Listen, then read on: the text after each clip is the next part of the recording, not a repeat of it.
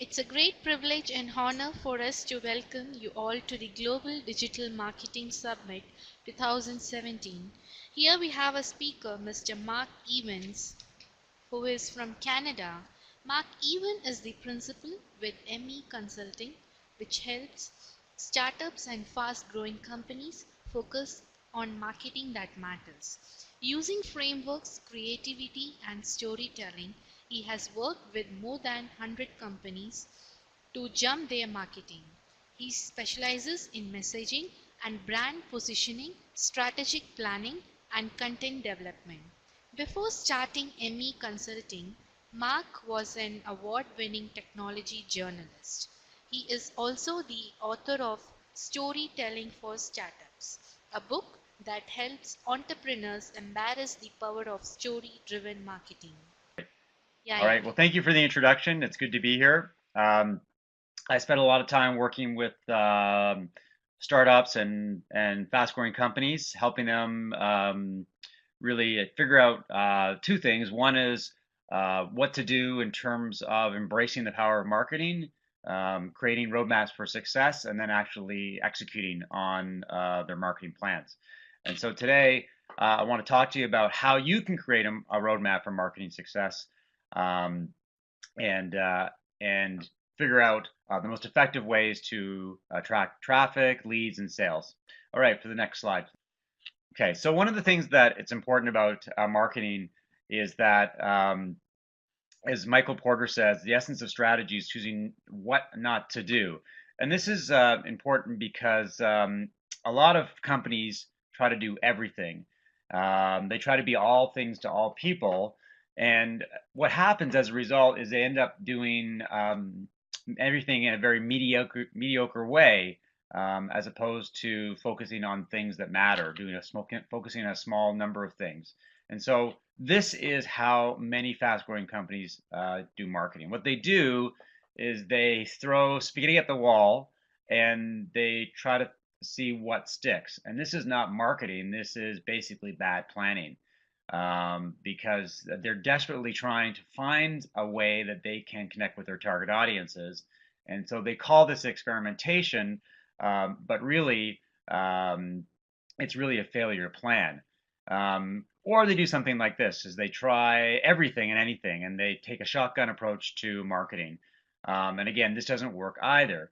So what they need to do is they need to think about what their plan is and how they want to execute. So a lot of companies, in fact, what they'll do is, instead of doing a shotgun approach to marketing or throwing spaghetti at the wall, what they'll do is they'll completely leap over marketing. They're growing so quickly that marketing almost becomes an afterthought. And this is, in some respects, the wrong approach, because at some point in time, if they really want to accelerate their growth, they're going to have a marketing plan. You can't run on the momentum or the power of your product forever. I mean, in some cases, lack of marketing can take you a long way. Dropbox is a great example of a brand that has not done a lot of marketing, but has enjoyed tremendous success. But I still believe that they are probably an anomaly, in the sense that there's very few companies that can survive without marketing. Not really done a lot of marketing, but they have succeeded. So Flashstock is a good example. They do freelance video and photography for large brands, and they recently got bought out for about $65 million Canadian. Statflow does a CRM for wireless dealers and wireless carriers, and FlowDocs does change management software, and they've succeeded in spite of marketing. But I will say that FlowDocs, for example, just hired the first VP of marketing, and they've recognized that marketing can play an important role, even for the fastest of growing companies. So that's an important consideration. So what you need to do in terms of marketing is you need to move full steam ahead with your marketing. And one of the key things you have to think about is, what is a marketing strategy? Why do you need a marketing strategy, and what is it going to do for your organization? And here's sort of a few things to think about. What is your strategic plan? where does this strategic plan live? Now, I would argue that many small and medium-sized companies don't have a strategic plan documented, or they don't have a strategic plan at all. So what they're doing is that if they do have a strategic plan, it sits in the head of the founder or the CEO. And the problem with that is that it's not obvious to everybody in the organization. No one really knows what the roadmap for success is. So there's a lot of uncertainty about where marketing is going to help the company and what marketing is going to actually happen. So you have to document your marketing strategy. Um, you have to make everywhere aware of what's going to happen, who's going to do it, and when it's going to happen. So the question is, what is a marketing strategy? And there's lots of different approaches to creating a marketing strategy. You can have a full-blown marketing strategy. You can have a one-page marketing strategy, but you do need a strategy in place. And what a strategy does, it's a roadmap, as I said earlier. It basically tells you where you're going to go. And if you don't have a roadmap, then you end up wandering in all kinds of different directions. There's no sort of path to success. You end up taking side cuts or detours along the way, and eventually your marketing is inefficient and it's unsuccessful. So what a marketing strategy does, it tells you what you're going to do, it tells you when you're going to do it, and it tells you who's going to do it. And those are the three sort of important pillars when it comes to putting together a marketing strategy. Marketing strategy also minimizes surprises. So if you know what you're going to do and when you're going to do it and who's going to do it, there's the things that come along the way aren't going to surprise you. So you're going to be able to have the flexibility and the agility to deal with new opportunities or new challenges. I mean, the reality of running a business is that it's not all smooth sailing. Is that there will be new competitive threats, there will be changes in the marketplace and changes within your customers, and so you need a very agile approach to marketing, and having a plan and being able to adjust your plan is the best way to make that happen. And marketing strategy also encourages buy-in. As I mentioned earlier, if the marketing strategy sits in the head of the founder or CEO, then how can anybody else in the organization know what's going on? So they can't rally around the marketing strategy because they don't know what the marketing strategy is. So one of the ways that I approach marketing is I use a framework called the marketing circle. And what you want to look at is sort of 7 key parts. And it really starts with goals, then it moves to your target audiences, the competitive landscape, your story about who you are and why you matter, the channels that you're going to focus on, your tactical plan, and then how do you measure and optimize your marketing. And we'll go through this within the rest of the presentation. And if you want a copy of the slide, you can download the presentation as well. So it really starts with what are your business and marketing goals. This is really important in terms of trying to identify what's important to your organization as you go forward. So a business goal may be stronger revenue, more leads, but your marketing goals might be website traffic, they might be brand awareness, they might be a number of prospects in the funnel. So you really have to establish, what you're focused on, because without goals, you don't know where you're going. So you've got marketing goals, as we said, sales growth, market share, and you got marketing goals, and those can be demos, prospects engaged, media coverage, new channels. And the other way to think about marketing is in terms of the SMART approach to marketing. This is a well-known methodology, and it breaks down into 5 parts. Basically, being specific about what you want to do, so you have your goals, being able to measure your goals so that they're both qualitative and quantitative, being realistic about your goals.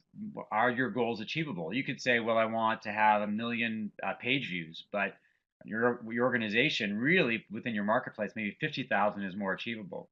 You want to be relevant in terms of, can your people do it? Do you have the time and do you have the money? And then you want to think about how much time you have. What are your goals in terms of, like, is it a 1-month framework outlook? Is it a 3-month? That kind of thing. And really, the exercise that I do analyze is basically a lot of my clients, is you identify your 3 biggest goals. So what you want to do, instead of sort of having a long list of goals is really sort of identify what are the three things that you want to achieve. And I use a template, very simple template that looks at, okay, so what is the marketing activity that you want to focus on? What are your objectives for that activity? What's the time frame? What's your plan to execute and how much is it going to cost? So let's say, for example, that you want to put together um, a, a sales sheet, a very simple marketing document. So that's your number one goal because you want to educate your customers. The objectives is to educate, to inform, and to nurture your leads. And the time frame is I want to develop it within a month. The plan is to write it, to design it, to publish it, and the cost is going to be could be $10,000. And you want to do that for your three biggest marketing goals, and really have sort of a very high level view of what you want to achieve, and how much it's going to cost you, and how long it's going to take.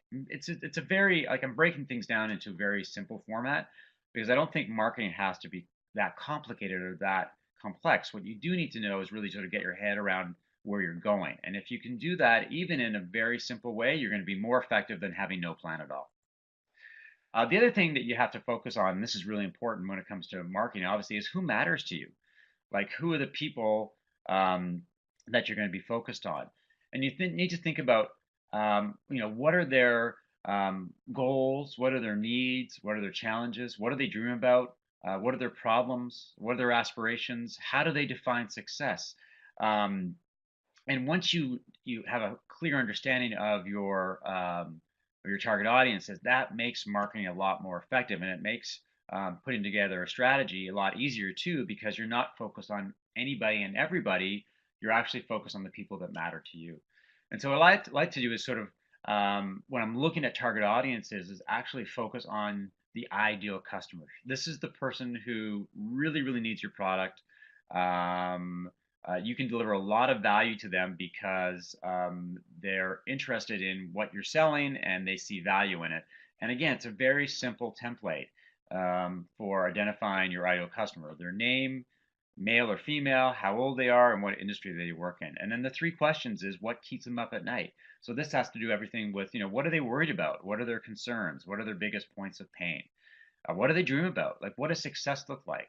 What are their aspirations? What are their goals? What are their motivations? And finally, how do they define success? At the end of the day, when they use a product, if they're going to use your product, what's gonna make them say that product delivered a lot of value? I see a lot of benefits from using that product. So if you use this very simple framework, it helps you really galvanize um, and help you focus on the people that really matter to your organization. And really going to drive your company forward. Um, and you want to create buyer personas. Now, I'm a real big fan of buyer personas because what they do is they break your target audiences into different types of groups. So the one thing about target audiences is, and the mistake that many companies make, is they believe that their customers all look and act the same. And in many cases, that's not true at all. So take, for example, 25 to 35-year-old women. Now, from the outside looking in, that's a pretty similar looking group. But within that group, you may have 25 to 35-year-old women who are mothers, people who live in cities, people who live in rural areas, people that are professionals, and people that stay at home. And so what you've got to do is create 3 or 4 buyer personas within your target audiences, and that'll give you the ability to really focus on different types of consumers that may look the same but have different behaviors. They may use your product in different ways, or they may acquire your product in different ways. But it allows you to really target them as opposed to a one size fits all kind of proposition. Um, and a buyer persona is this. It's a semi-fictional representation of your ideal customer based on market research and real data about your existing customers. Very simple explanation. And this is a template that I put together in terms of buyer persona creation. And it really looks at the key pillars, which are demographics, male, female, marital status, things like that, responsibilities. What are their titles? What are their duties and responsibilities? What are their goals and aspirations? What are their frustrations? What problems do they run into? What are their needs? And the other thing is objections. What would stop them from buying your product? Then you've got buying roles. So are they a decision maker or are they an influencer? What channels do they use to research the products that they're interested in buying? And what's that buyer's journey like? How do they go from awareness to consideration to decision making? Um, and then you basically, one of the things you want to do is you want to personalize your buyer personas. You want to make them look and feel like real people, so that they're not just sort of these abstract ideas. And this is a blank version. So the way you can create a real look and buy and feel is you can actually give a person a name. This is Brian. You can see what he looks like. He's a senior software engineer. And it really sort of helps you identify the people that matter to you. Or you can do what MailChimp did, is you can actually create posters of the people that represent your potential customers, and these are what they look like, these are their interests, these are their needs, and it really helps your organization and your employees um, have a real sense of who they should be targeting, who matters to them. And I think it's important because sometimes we lose sense of the fact that there are customers out there, they are real people, and that people buy from people, and that you want to be focused on selling to a particular type of consumer. And there are different types of consumers within your target audiences. So the other thing we want to look at is the buyer's journey. So how does a consumer go from becoming aware of your product to actually buying the product? And it's a framework that basically looks at the buyer's progression through research and decision process that ultimately and hopefully ends with purchase. So some of the key questions you want to think about when you're looking at the buyer's journey is um, how do our customers make buying decisions? So, what's involved in terms of the different factors for them thinking about, well, I'm going to need a product. This is the way I'm going to look for the product. This is the way I'm going to research the product, and these are the things that matter to me. The other thing is their competitive options, right? So it's all about looking at what are their choices in terms of your product versus everybody else in the marketplace. And you have to be very aware of what the competition is doing, what their marketing strategies are, what their strengths and weaknesses are, and how you can then operate in that environment. Third thing would be, how do they research and get information about your product? Where do they get this information? Um, is it online? Is it offline? Is it social media? Are there websites? And finally, look at who's involved in the decision-making process. So as I said earlier, there are influencers and there are decision makers. And influencers are the people that may do the research. They may be people that are analysts or they're in the media. They may be people in an organization who are responsible for research and development. And then decision makers are the people that actually decide to buy the product. It could be the VP, the director of marketing, could be the CEO, but these are people that ultimately get all the information presented to them, and they will decide to go or no go. And the buyer's journey, again, another template that you can look at is it basically breaks down into awareness, interest, decision, and advocacy. So awareness is basically becoming more aware of your product. Interest is they've really narrowed down their choices. They've identified what the potential options are. Decision is obviously they've really sort of decided there's a couple of ways they want to go. And then finally, after they make their decision and buy your product, what you want to turn them into is advocates. You want to make them evangelists for your product and your service and your brand. So they in many ways, become part of your marketing strategy. They become part of your marketing sales force. And the template here in terms of how you fill out the different content, the campaigns, and the activities that are relevant to your brand and your product, because it will be different for every company. So the other thing you want to look at from a strategy point is do a situation analysis in terms of where you stand against everybody else. Because as I said, you don't operate in a vacuum. There are competitors. And one of the ways you want to do that is to do a SWOT analysis, really looking at the strengths, weaknesses, opportunities, and threats within not only your organization, but you have to do a SWOT analysis for your key competitors as well. So you're trying to identify what are your strengths? Like, how do you currently outflank the competition? What makes you unique or different in the marketplace?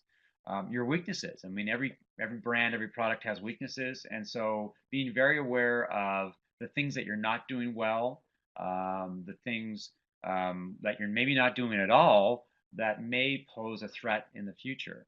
Opportunities, are there new consumers you can go after? Are there new channels that you can take advantage of, new tools that you could use? And finally, threats in terms of competitive threats. Or it could be economic threats, could be a political threat, anything that might impact your business, you should be aware of. And this will give you the ability to build those things into your strategic plan so that you're not operating blind. You've actually got a full picture of what's ahead. And as I said, it's important that you also do this to your competitors as well. So you've got a full understanding of the competitive landscape, and that you can use this intelligence to outflank your competition. Again, the frameworks is very simple, and the tools to do this are very accessible too. And the best way to do it is just sort of gather together as a group or as an individual, and really sort of spend the time to do an analysis of your own company and analysis of everybody else. And this, for me, this is the way that I would do a SWOT analysis of my own business, looking at what are my strengths. So my strengths are storytelling, messaging, strategy, and content development. And weaknesses would be things like I don't do PR, I don't do SEO. My business is focused on business in Toronto. So I'm trying to create kind of a picture of my business from a holistic point of view, and really getting a sense of, so what can I do to address my weaknesses? How can I capitalize on my strengths? How can I take advantage of opportunities? And what threat do I have to be aware of? And by doing this exercise, it really sort of opens up your mind to the competitive landscape and gives you a sense of how your company could move forward. The other thing we want to think about when it comes to marketing activities is we want to rank all our marketing activities. We want to get a best sense of what are all the things that we're doing right now, and how well are we doing in terms of our success. I mean, you could have 10 things you're doing and rank them, one being not very good, five being really good, and be very honest to yourself and your organization about how those things could be improved. And it's a great way of really giving you a sense of where you are right now, and where you might need to go in the future. As I said, we don't operate in silos. Everybody has competitors. So the things you want to look at are, who are your biggest competitors? And this breaks down into different ways. It could be direct competitors, so the people that you go head to head with. So, for example, you know, FreshBooks, which is an online invoicing software, competes with Xero. But they also have indirect competitors because FreshBooks also competes with Excel. And so what you want to look at is not only the people that you go head to head with on a daily basis, but the people who may be operating in the same circles but may not be a direct competitor, but they are still competing for your customers. You also want to look at new and emerging competitors. Who's that startup that has 2 or 3 or 5 employees right now, but they have a very exciting product.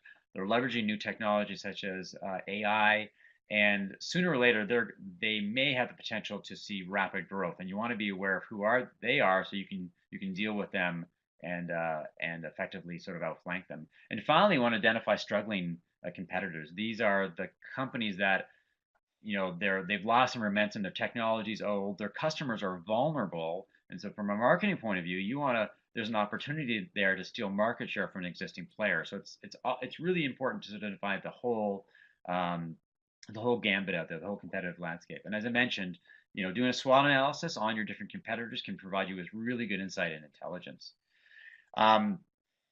Next thing you want to look at, I know I'm doing a lot of material, is your story. So it's one thing to have a strategy, but you also need to have a story to tell to the different people that you want to target.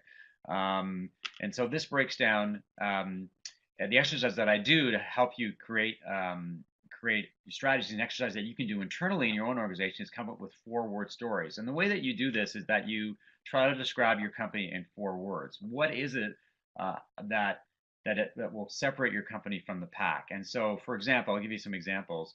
So this is Square. And so if you were to think of Square, how would you describe them in 4 words? Well, one of the ways that you might do that is run your business anywhere. So it's a very simple way of telling a story about what Square does. And the thing about stories is that the simpler and the you can make your story, the the more effective it's going to be in terms of attracting the audiences that you want to get. So you want to be very clear about what you do, who you're targeting at, and why it matters. And so these are four-word stories are very simple ways to get going. So another example would be Tinder. A lot of people are familiar with Tinder. So how would you describe Tinder? There's lots of ways to describe Tinder, but in 4 words, you might say it's how people meet. Again, right? Very simple description that accurately describes what Tinder does. And then you have to think about, so what's your 4-word story? And this is an exercise that is not that difficult. I was at another conference recently, and I gave people only a few minutes to come up with a 4-word story. And at first, people were somewhat puzzled by how they were going to put together. And within 5 minutes, they came up with all kinds of great 4-word stories. And if you want to sort of help you create your own story, then this is a great way to make that happen. And then once you have a 4-word story, then you can make it into a 10-word story. So you start with a very simple format, and then you expand it to 10 words. It's not that difficult. You think about it. And after that, you can come up with a 25-word story. And if you've got a 25-word story, basically you've got a positioning statement.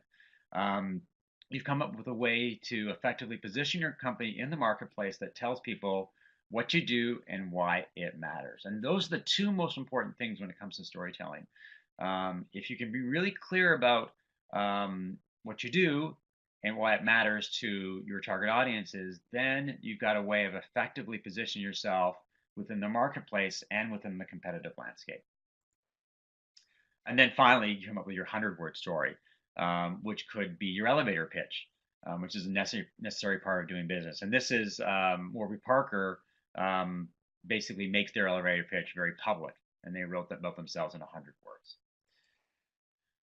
The final piece, the other piece, is to be in the right places for you. So again, right, marketing strategy, it's not a one-size-fits-all proposition. Different channels will work for different types of companies. So you want to think about where you want to focus on, what's going to work for you. And so it's the rule that I sort of think about is the 80-20 rule, is that 80% of the marketing, or 20% of the marketing you're going to do is going to generate 80% of the business. So you can't be all things to all people. So you may only do a handful of things, but it may achieve 80% of your goals, achieve 80% of your revenue goals, that kind of thing. And I use a framework called list, rank, and prioritize. And it's a really, really simple framework. It sort of helps you sort of make sense of your marketing world. So what you want to do is you want to list all the relevant marketing activities for your brand or product, everything that could possibly work in terms of meeting the needs or making your customers aware of your product. And it could be anything from your website to one-pagers to videos to infographics. And then after you sort of complete this list, then you want to rank them in terms of their effectiveness or in terms of their relevancy. So it could be 1 to being no relevancy to 5 being very powerful. And so rank all of them from 1 to 5. And then that'll give you a sense of what matters to you, the things that are really effective in terms of your marketing. And then once you break that down, then you can break your marketing priorities down into the things that matter now. So what's going to move the needle over the next 1 to 3 months? The things that you can do soon. So in the next 3 to 6 months, what are marketing activities that you can do? And then what are the things that you could do later, like 6 to 12 months out? Or maybe you never do them because they're not relevant enough or not effective enough as marketing tools to really drive sales, leads, and awareness. So it's a really simple exercise to really break down your marketing activities and channels into 3 buckets. The things that matter right now, the things that could matter down the road, and the things that may never be relevant to you. So now, for example, if you think about it, now for a company could be, okay, we need a website, we need videos, we need infographics and newsletters, because these are things that are going to drive awareness, leads, and sales. These are things that are going to help us outflank the competition. Soon could be case studies, social media, blogs and ebooks, and then later could be white papers, conferences, webinars, and direct mail. These are things that a company may never do, but you do want to have them on your roadmap, so you're aware that they are options. And finally, you get down to tactical execution. Really comes down to actually who's going to help you do what you need to do, and figure out how is your strategy going to be implemented. How do you go from goals to actually sales? What's that path look like? And it's identifying really the people that you need to make it happen, making sure you have the right people for the right jobs to do the tactical execution that needs to be done. And one of the things you want to be very aware of with a marketing strategy is you need a marketing strategy in place so that you don't hire the wrong people. A lot of companies that are growing very quickly just hire marketers, and then they realize that they've hired the wrong type of marketers. They've hired someone they want to do content marketing, but they haven't got writers in house, and so they have to change their people, or they may want to do email marketing, but they don't have the people who have those type of skills. So you want to hire the right people for the right position so that you can drive your business forward. You also want to look at budgeting and think about like how are you going to pay for these things? What is your marketing budget and how it's going to break down?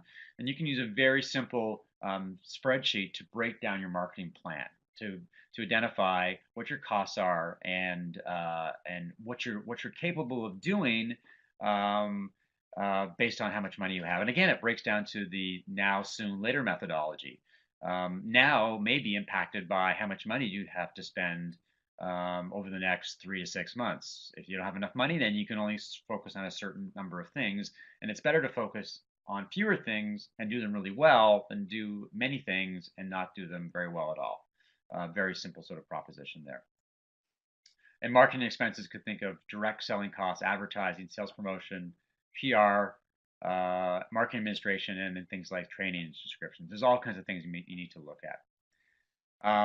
And an exercise you can do when you think about it internally is one of the things you could do is you could look at how, if you had a budget of $1,000, then how would you spend $1,000 right now? It's like, what would you spend? Would you put 500 into Facebook advertising?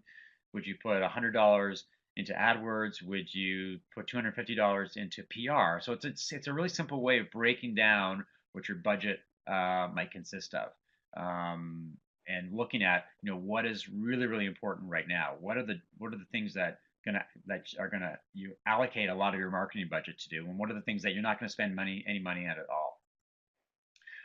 And finally, an editorial calendar is a way of really planning out your marketing. It's sort of if you're going to build a marketing roadmap, then you really need to know what specifically is going to happen next week, next month, the next quarter, and the next year. And an editorial calendar will give you a real sense of important events that are coming up, the content that you want to create, the social media activity that you want to generate, the conferences that you want to attend. And it really gives you a sense of what you need to do and when you need to do it. And finally, you want to look at how you're doing. And as Winston Churchill said, however beautiful the strategy, you should occasionally look at the results. And this is something that's obviously very important in a data-driven age, is that you want to be able at all times to know what's going on and how you're doing. And so, you want to look at, what tools can you use to measure your success? What are the reports that you can generate? What's the ROI on your marketing investments? And then how do you optimize your marketing? How do you tweak the dials? How do you change your strategy and your tactics? Or how do you do completely different marketing activities so that if your videos aren't working, maybe you should be doing webinars or infographics. You're always looking to see if your marketing is being effective and whether the tools that you're using are actually working. And key metrics could include, for content marketing, it could be downloads or views, number of opportunities that are being presented. The website, obviously, there's metrics such as leads generated or visitors and sales. You've got metrics for your page, you've got metrics for social media, and you've got metrics for email marketing. And then you can create dashboards to actually make those metrics come to life and to have a real user-friendly view of how your marketing is doing. And there's all kinds of tools to create dashboards. And I think they're really important in terms of being on top of things from a marketing perspective. And these are different types of dashboards that you can create. And finally, going back to your story, one of the things that I find when I deal with a lot of entrepreneurs is they struggle with answering the question, so what do you do? And so to help them do that, I created a video course, a free video course called Story Spark, and it includes this framework. And this is a way of really, if you're going to create a strategy and you're going to have a good story, this is a way of actually helping you create a story that helps you get going. And it's a key part, I think, of your marketing strategy. And you can download the video at growingfaster.com/storyspark. So that's the presentation. If you have any questions, I'd be happy to answer them. I hope I've given you a sort of a view of how marketing strategy works and some of the key elements, and Yeah. it helps you create sort of a guide to creating a marketing Yeah, strategy that thank works you, for you and Iman, your product and your brand. for a wonderful and Thank an you very much. informative session. I'll just